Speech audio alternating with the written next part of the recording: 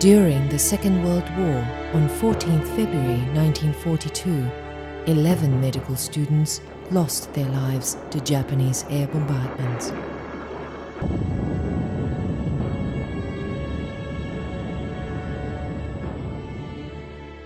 That was when the shells killed our medical students.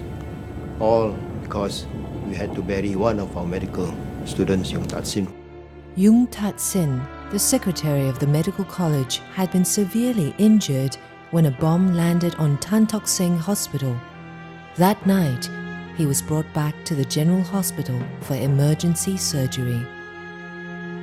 Yung Tat-sin, who had died, and he had been operated on and died, and we wanted to bury him, and the first attempt was to get behind a hill behind the medical college building, and then I think there was some shelling around here them.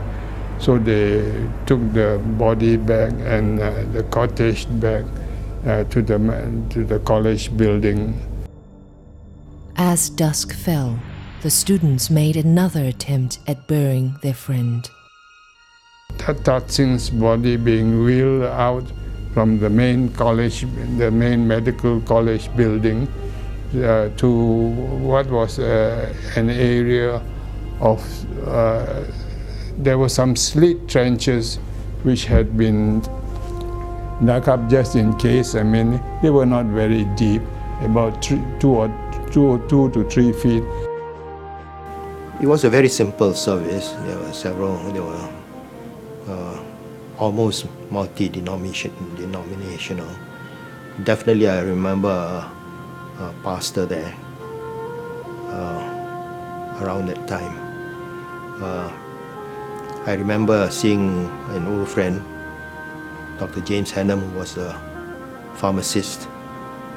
We looked a little bit jovial, but the attitude was probably put on rather than real, because we probably were a little bit afraid ourselves.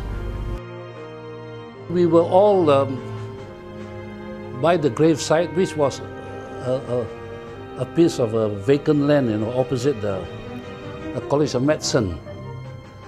And whilst we were in the process of burying him, further shelling started.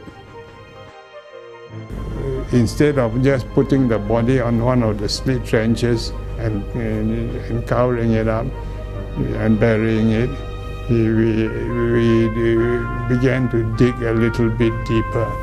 And the next thing was that we heard some drone of a Japanese spotter plane. And one landed directly on the spot where we were. So the people that were in the front trenches were shelled.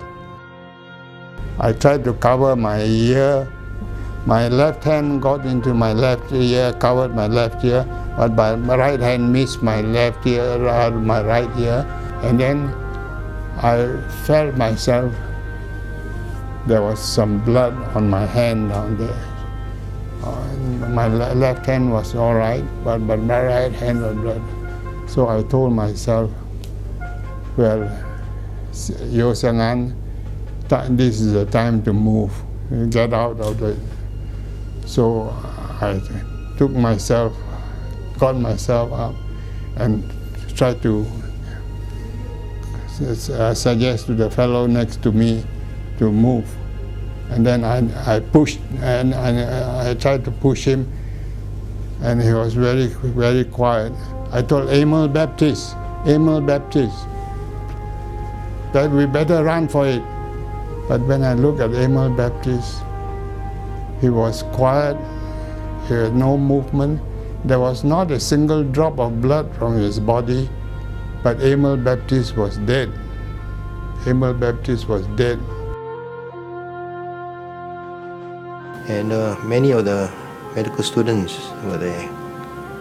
And some of the bodies were really terrible. Some had lost their limbs, some even had lost their heads. And they were just scattered there in the open field.